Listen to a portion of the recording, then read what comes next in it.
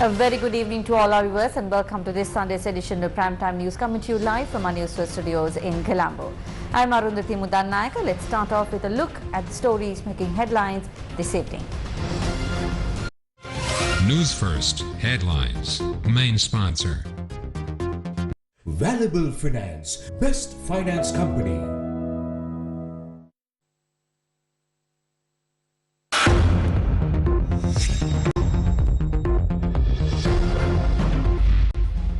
Governor of Kharkiv says Ukrainian troops are in control of the city after Russian attack. Former president makes a revelation on the date that he ordered for the arrest of Zahra.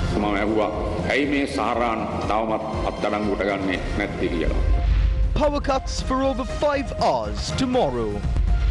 Unexpected increase in fuel consumption, issues in managing reserves. A statement from the Minister of Energy.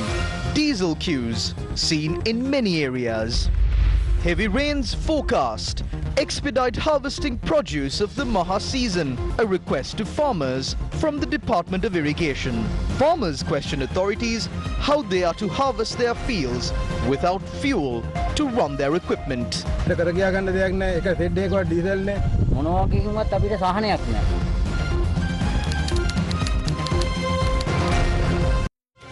Newsfirst headlines. Main sponsor. Valuable Finance, best finance company.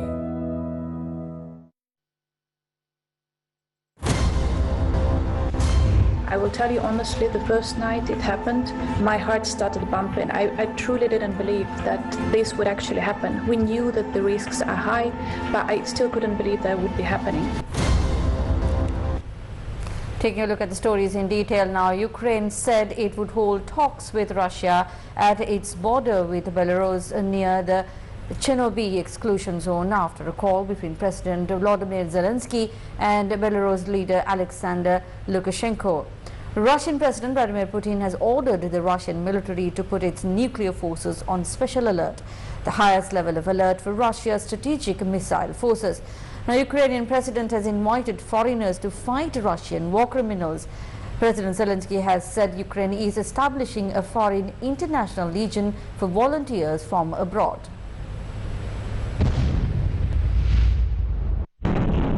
Ukraine's foreign minister said a Russian missile slammed into an apartment building in southwest Kyiv early this morning.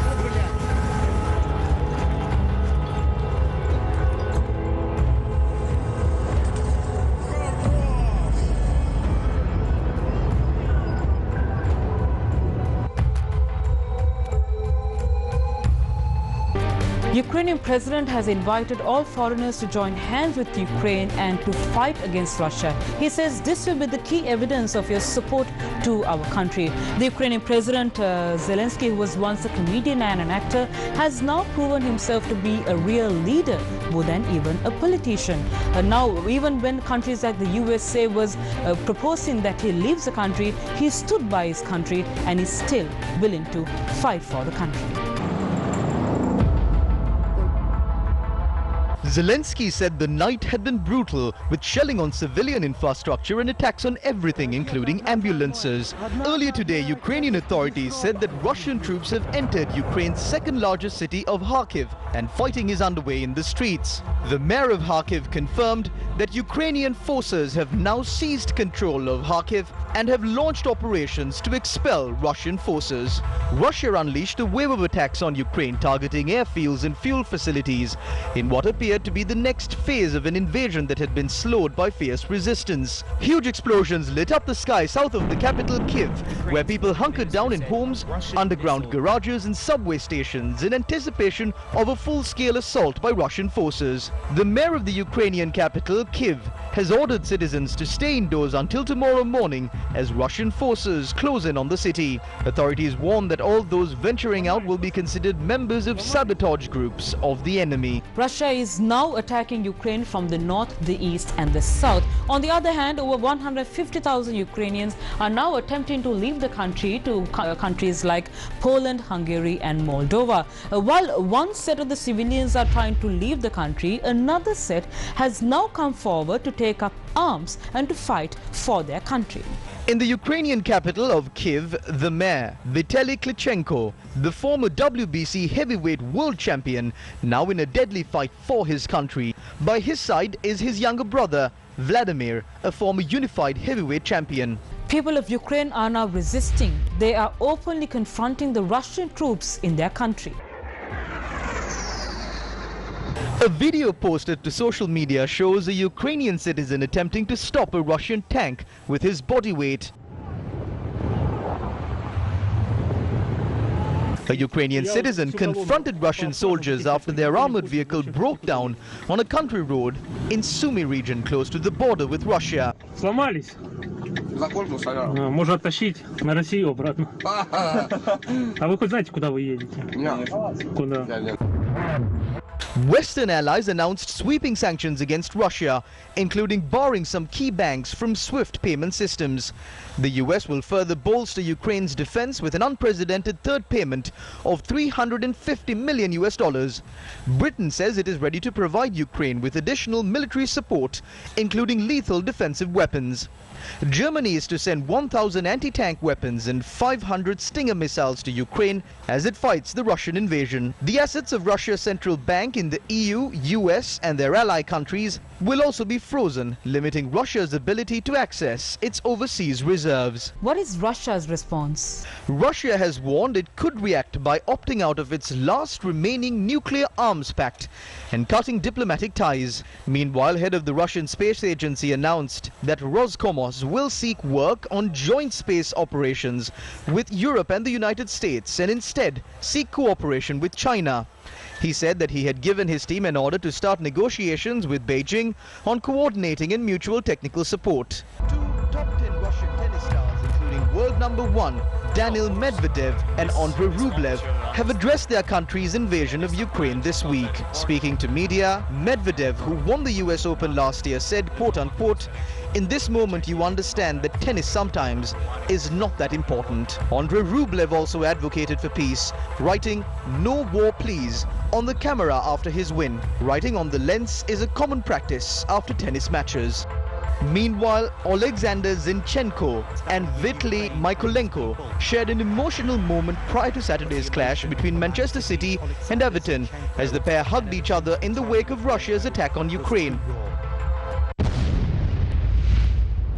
We are now joined by a member of Ukrainian parliament and also a former minister, Inna Sovsun. As someone living in ground zero, what is the situation like? It's been 3 nights in a row that we were sleeping for like 2-3 hours, waking up to airstrikes in Kyiv. I will tell you honestly, the first night it happened, my heart started bumping. I truly didn't believe that this would actually happen. We knew that the risks are high, but I still couldn't believe that would be happening. And I needed to ensure that my son is relocated to a safe place in Western Ukraine. And second, as a member of parliament, I had to go to emergency parliament session. Ukraine has never been hostile towards Russia. They were trying to hit primarily military targets like military airports, but they did not hit too many of those because of the Ukrainian counter-air defense systems. So they were trying to enter Ukrainian territory on tanks, on other vehicles, but they were largely stopped by Ukrainian army.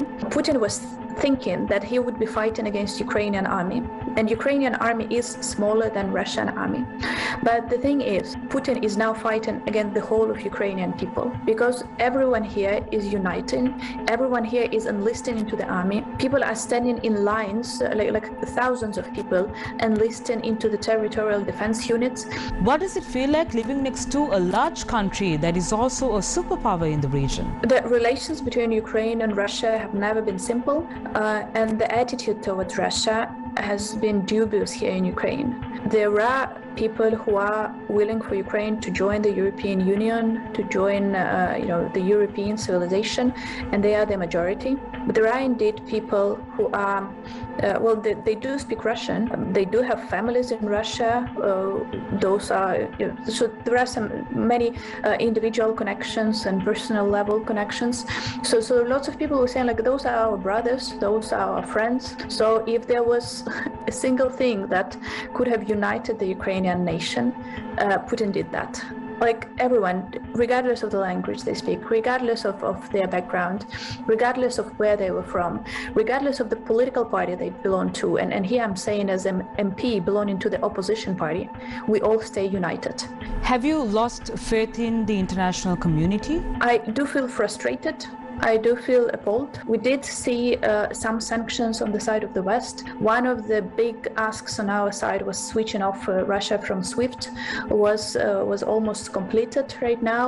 That did not help the Russian financial market. Trust me, I'm seeing panics in the Russian financial markets. We are getting more weapon supplies from the West, which is good. Not enough, but good. So no, I have not lost faith. We don't feel abandoned here. We feel we are being bombed, but we don't feel abandoned. We ask for more, but grateful for what we get. We are at the Hikkaduwa beach, and we're talking about the tourists who have come to Sri Lanka from Ukraine.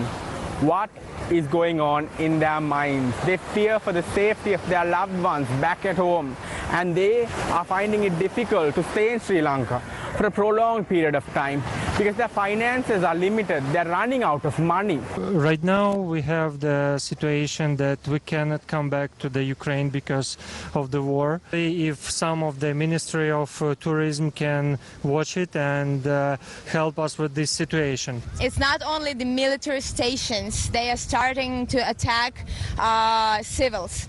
They are bombing buildings in Kiev, just randomly. The situation is horrible, and also for me, because I'm very far away. It's not possible now to go by plane to Ukraine. It is not possible. If you can help us, help other Ukrainian people, please. Thank you. I hope to have you a good future. I hope the war is finished. Meanwhile, a protest organized by Ukrainian nationals demanding the conflict in Ukraine be ended was held in Gaul Fort today. Ukrainian tourists from areas including Mirissa, Gaul, Bentota and Unavattana took part in the protest. Protesters lit candles in memory of soldiers that lost their lives in the conflict. Also from headline-making stories, former President Maithripala Sirisena made a revelation regarding the date that he had ordered for the arrest of suspects involved in the April 21st attacks. The revelation was made by the former president while speaking at an event in a church in his hometown of Polonnaruwa. Former President Maithripala Sirisena expressed these views while attending a special religious program held at the Mary Immaculate Church in Polonnaruwa. Many say that I was aware of the April 21st attacks before I flew to Singapore. I was completely unaware of the attacks before leaving the country. If I was briefed about these attacks by the security forces, I would have never left my country. I flew to Singapore in April 2019 for medical treatment. No patient was allowed to carry their mobile phones inside the Mount Elizabeth Hospital in Singapore. As a strong follower of Lord Buddha, I can clearly say without any doubt that I was not aware of the impending attacks. If I was informed about the attacks while I was in Singapore, I would have definitely imposed a curfew and taken the necessary steps. I instructed the security forces in January to arrest Zaharan. During our Security Council meetings, I even questioned the officers about the delays in arresting him. I am sad that they are now accusing me like this. A group of people staged a protest at the St. Peter's Square in Vatican today. The protest was staged demanding justice for the victims of the April 21st attacks. A group of protesters arrived at the St. Peter's Square in Vatican demanding justice for the victims of the April 21st attacks. A mass was also held at the St. Peter's Square. The protest comes on the cusp of the United Nations Human Rights Council sessions scheduled to begin tomorrow.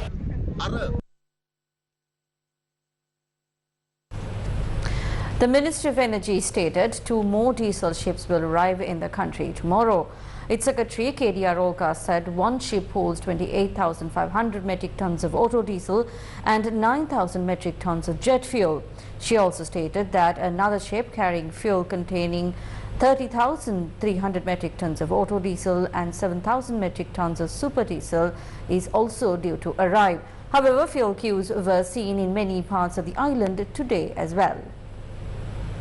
Diesel was only available at one filling station in the Kurunegala town today. There was a long queue of vehicles there. A family that was travelling to Colombo to attend the wedding of their son was stuck in this queue for hours.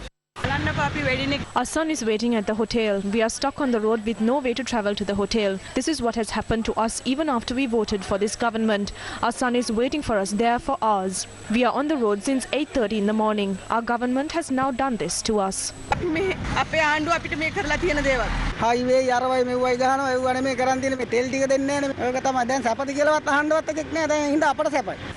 A tense situation was reported when the driver of a vehicle attempted to evade the queue and pump fuel from the filling station.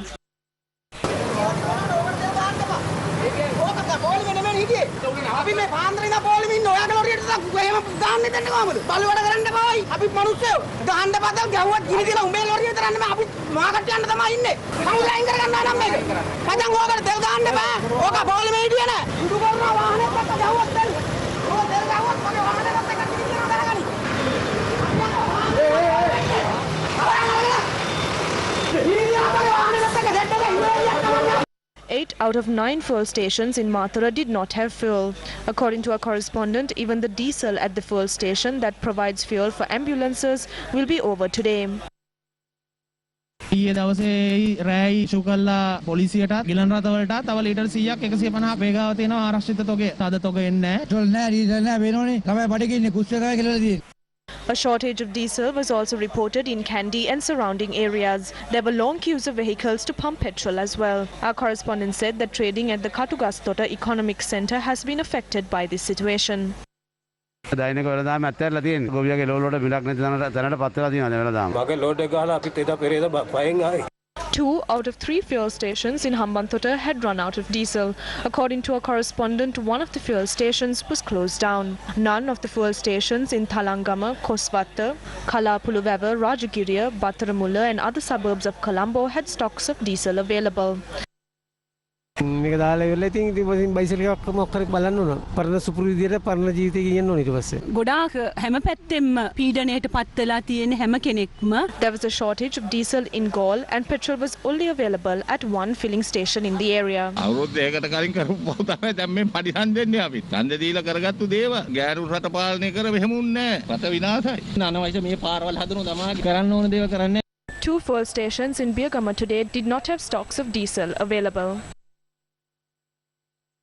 තෙල් නැහැ ඉතින් පොලිමේ හිටියේ නෑ අද ආයේ හෙටලු වෙන්නේ. තෙල් දෙන්නේ 5000 විතරයි දෙන්නේ. ඩීසල් නැති ප්‍රශ්නේ නිසා මේ කිසිම දෙයක් මට දී ගන්න මම ප්ලාස්ටික් එකතු කරනවා, බෝතල් එකතු කරනවා, ටින් එකතු කරනවා, යකඩ එකතු කරනවා. මේක වහලා දාලා ඉන්න තමයි වෙන්නේ. යකඩ කිලෝ 5ක් આવොත් හෙට අනිද්දා මට එනකොට ගන්න සල්ලි අතේ නෑ. ඇත්තටම.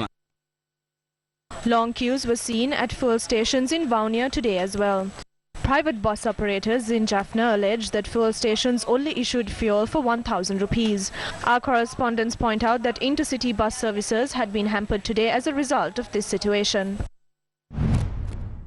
With 1,351 filling stations in the country, the public is facing difficulties in purchasing fuel.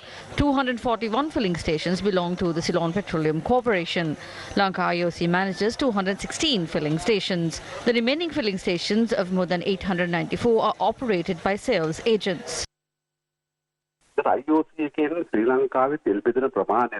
IOC distributes close to 19% of the fuel supply in the country. But under the current agreement, they must give the fuel they bring to the company CPSL through the Ceylon Petroleum Corporation. The CPSL company distributes the fuel after levying a charge. They have been approved to distribute 5% of the fuel.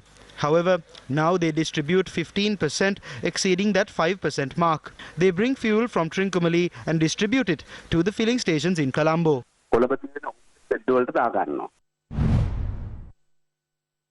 Farmers who are battered by the fuel shortage are now unable to reap their paddy harvest. Machines that are used by farmers to harvest their crops do not have fuel to operate. Meanwhile, the irrigation department has requested harvests be reaped for the Maha cultivation season immediately. Director of the Water Management Unit of the Irrigation Department, D. Abesiriwardana, said the Meteorological Department has warned of a large increase in rainfall on the 2nd, 3rd and 4th of March. The farming community is in a dire situation due to the shortage of diesel to operate the machines used to harvest their crops. Our cameras captured machines that were left on their fields in Moravava Trincomalee as they did not have fuel to operate.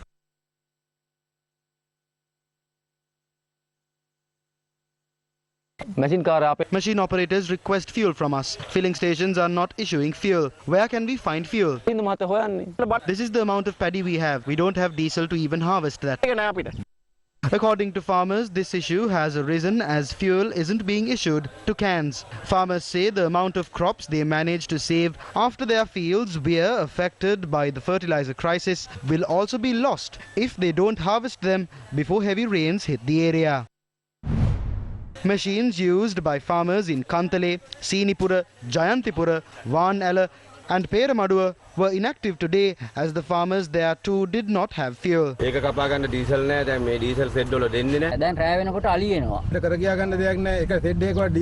According to farmers, against a backdrop where there are intermittent rains, they cannot hope to harvest their crops that they cultivated without even a proper supply of fertilizer. Meanwhile, there was a drop in the number of lorries that brought vegetables to the Manikkumbura Economic Centre in Kandy. Farmers and traders say that the fuel shortage has affected the transport of vegetables.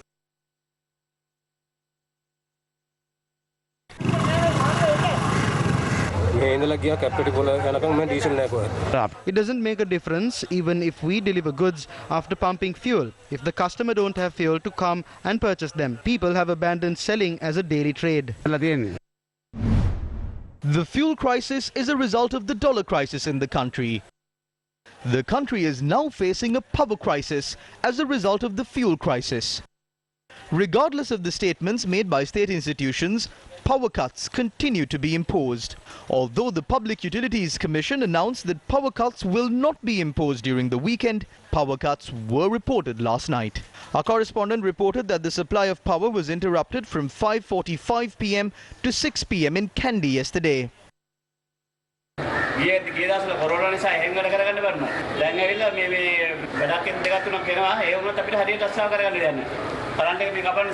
A 1-hour power cut from 9 p.m. to 10 p.m. was reported in Dalupota Nigambo last night as well. They imposed a 3-hour power cut this morning as well. There was another power cut from 9 to 10 at night. This is unfair. Meanwhile, the Public Utilities Commission of Sri Lanka has announced scheduled power cuts spanning for a period of over 5 hours for tomorrow. Chairman of the PUCSL, Janaka Ratnayaka, said Groups A, B and C will experience a 4-hour and 40-minute power cut, while Groups P, Q, R, S, T, U, V and W will experience power cuts of 5 hours and 15 minutes. The PUCSL said that permission was granted to impose these power cuts as the CEB has run out of fuel to generate electricity. For more details on the scheduled power cuts for tomorrow, visit our award-winning website www.newsfirst.lk. Former President Maithripala Sirisena says that all parties must unite and work in collaboration to develop the economy of the country. The country is engulfed by poverty, unemployment and misery. In order to overcome these issues, we made 15 proposals to the government during the last month. I think we all must unite at this point, irrespective of your party. This country is falling apart as we speak right now. Therefore, all party leaders must come together and work together to overcome this crisis. Do not underestimate the problems that this country is facing right now. These will lead to serious repercussions. The government and the representatives of all parties must sit together and discuss a solution to these issues.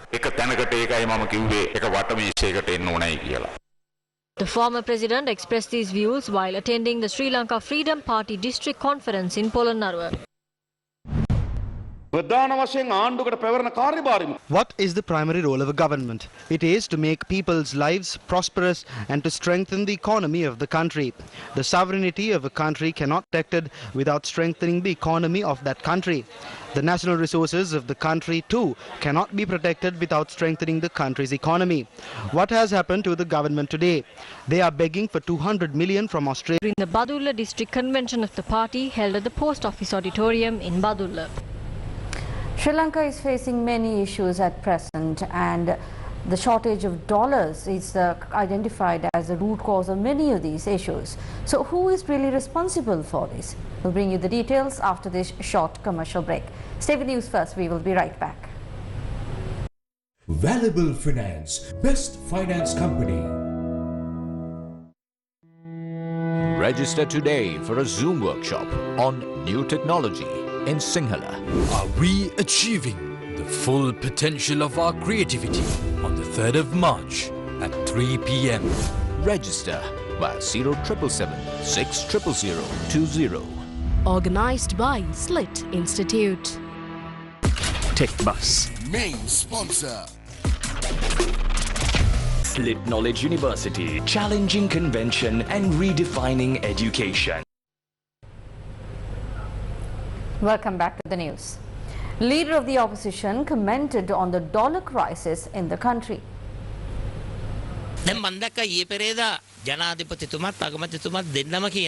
Recently, I heard the President and the Prime Minister saying that the Sri Lanka Podujana Peramuna cannot be held accountable for the prevailing crisis in the country.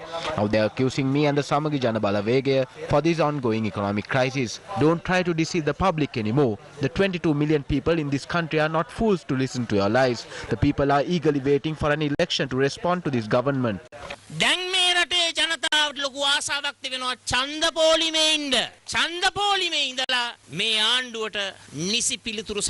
The opposition leader expressed these views while participating in an inspection tour of the Koskoda Turtle Conservation Centre in Galle.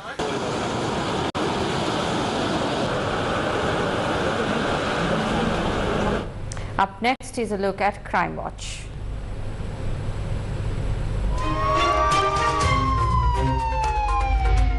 Crime Watch.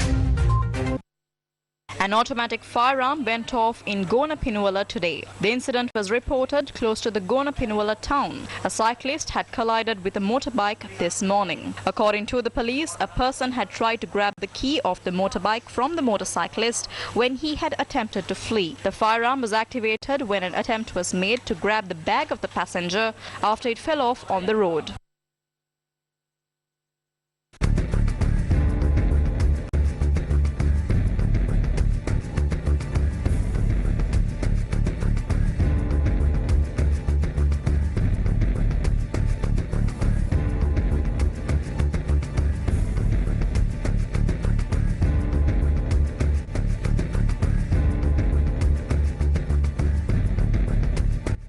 No one was injured in the incident. The suspects who were travelling on the motorbike had fled the scene thereafter. According to the police, the suspects have been identified and investigations to arrest them are currently underway.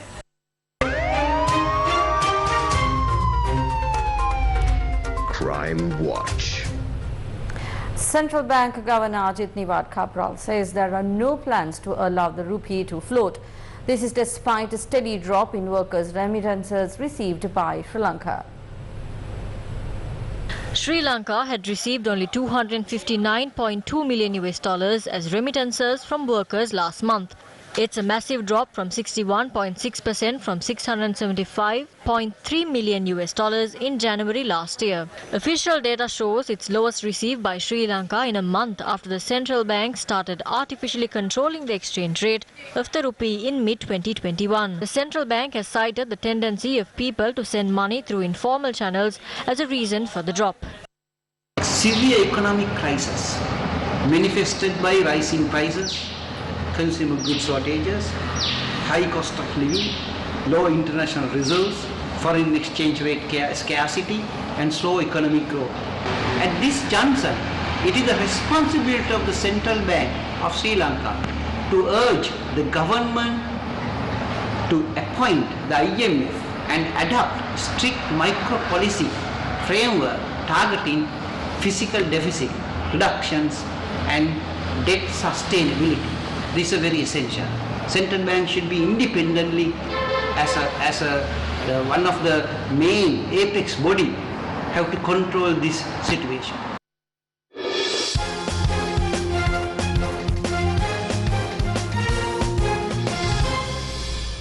And in sports news is cricket. Sri Lanka captain Dasun Shanaka chose to bat first in the third and final T20 in Dharmasala.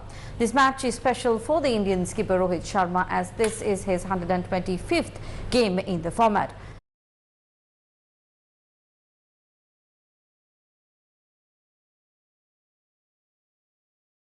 For the loss of 5 wickets at the end of their allotted 20 overs.